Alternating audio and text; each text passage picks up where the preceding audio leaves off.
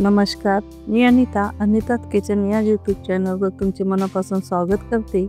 आज आपण बघणार आहोत चमचमीत मसालेदार अगदी झटपट होणारी फणसाची भाजी। बाजारामध्ये गेल्यानंतर आपल्याला छोटे छोटे कोवळे फणस असे विकत मिळतात। ते भाजीसाठी वापरतात, बऱ्याचदा दिसतात, पण नेमकी याची भाजी कशी करायची ते बऱ्याच जणांना माहीत नसतं। ते सगळं मी तुमच्यासोबत या व्हिडिओमध्ये शेअर करणार आहे। लवकरच तुमचा फणस शिजावा किंवा अगदी मऊसूत व्हावा यासाठी कोणत्या टिप्स वापरायच्या आहेत, इतकी साधी सोपी रेसिपी मी तुमच्यासोबत शेअर केलेली आहे, म्हणून व्हिडिओला शेवटपर्यंत नक्की बघा। रेसिपी आवडली असेल तर लाईक आणि सबस्क्राईब करायला विसरू नका। चला तर मग आजच्या रेसिपीला आपण सुरुवात करूया। भाजीसाठी मार्केटमधून 250 ग्रॅम म्हणजे 1 पाव इतका कोवळ्या फणसाची साल काढून अशा पीसेसमध्ये कट करून आणलेला आहे। फ्रेंड्स, जर तुम्हाला लगेच भाजी करायची असेल तर साल काढून घ्या, नाहीतर 2 ते 3 दिवसांनी तुम्ही जर भाजी करणार असाल तर साल न काढता साली सगळं तसंच फणस पिशवीमध्ये बांधून फ्रीजमध्ये ठेवा, त्यामुळे फणसाची टेस्ट बदलणार नाही। या फणसाला मी 2 पाण्याने स्वच्छ धुवून घेतलेला आहे। आता एका कढईमध्ये या धुतलेल्या फणसाचे तुकडे घालून अगदी पाव चम्मच मीठ व पाव चम्मच हळद, 1 ते 2 ग्लास किंवा फणसाचे पीसेस यामध्ये बुडतील इतपत आपल्याला यामध्ये पाणी घालायचं आहे। खूप जास्त पाण्याचा उपयोग इथे आपल्याला करायचा नाही। अगदी थोडं तेल टाकून मिक्स करून याला अगदी आधी 2 मिनिटं मोठ्या आचेवर आणि नंतर 8 ते 10 मिनिट मध्यम आचेवर छान असे शिजून घ्यायचं आहे।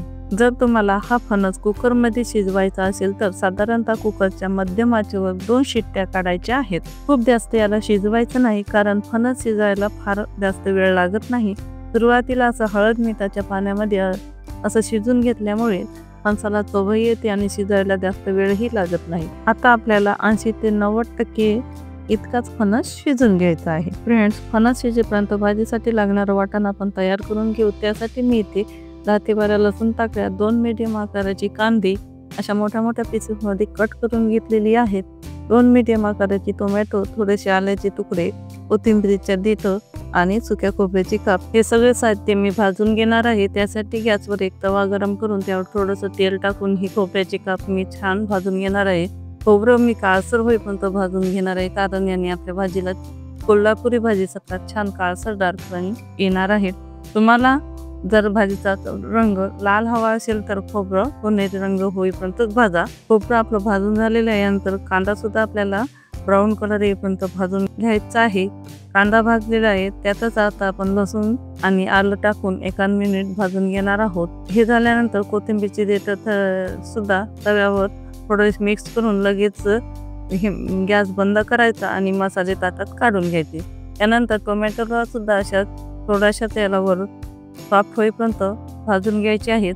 आपले सगळे मसाले थंड झाल्यावर याला मिक्सरमध्ये फिरवून याचं आपल्याला वाटण तयार करून घ्यायचे आहे। मसाल्याचं वाटण तयार करून होईपर्यंत आपला फणस सुद्धा चांगला शिजला आहे की नाही ते चेक करून घेऊयात। मी एका काट्याच्या चम्मचनं हे फणस चेक करणार आहे। हे तुम्ही बघू शकता, चम्मच फणसाच्या आरपार जात आहे, म्हणजेच फणस आपला शिजलेला आहे, पण जास्तही मळसूत असा शिजलेला नाही। साधारणतः 80 ते 90% इतका फणस शिजून घ्यायचा आहे। उरलेला 10% फणस भाजीत शिजत असतो। महत्त्वाची टिप म्हणजे आपण अगदी मळसूत फणस आधीच 100% फणस शिजून घेतला तर भाजीमध्ये पीसेस गळून पडतात, त्यामुळे लक्षात ठेवा 80 ते 90%पर्यंतच फणस इथे शिजून घ्यायचं आहे। फोडणीसाठी मी इथे एका कढईमध्ये 3 पळी मोहरीचं तेल गरम करून घेतलंय। तुम्ही तुमच्या आवडीनुसार कोणतंही तेल वापरू शकता, पण मंडळी मोहरीच्या तेलामध्ये एकदा तरी फणसाची भाजी नक्की करून बघा आणि खाऊन बघा, खूप छान टेस्ट येते। तेल गरम झालेलं आहे, त्यात काही खडे मसाले आपण टाकणार आहोत। त्यासाठी 2 तेजपान, 1 दालचिनीचा तुकडा, 1 मोठी विलायची, 1 हिरवी विलायची, 2 काळी मिरी आणि 2 लवंगा, हे सगळं 5 ते 10 सेकंद तेलावर परतून घेऊ। त्यानंतर अर्धा चम्मच जिरं फुललं की लगेचच आपण तयार केलेलं वाटण या तेलामध्ये घालून छान तेल सुटेपर्यंत परतून घेणार आहोत। मसाल्याने छान तेल सोडलेलं आहे, तुम्ही बघू शकता।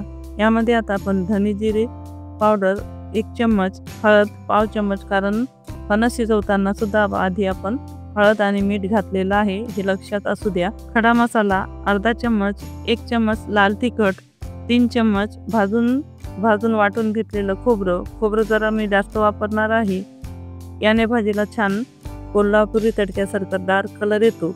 ते सगळे मसाले तेलात मिक्स करून घेऊन 1 मिनिट परतल्यावर परत 1 चम्मच गरम मसाला, 1 चम्मच कसुरी मेथी ऑप्शनल आहे, आवडत असेल तर टाका. मिक्स करून घेऊयात. त्यानंतर थोडीशी बारीक चिरलेली कोथिंबीर ती सुद्धा मिक्स करून घेऊ.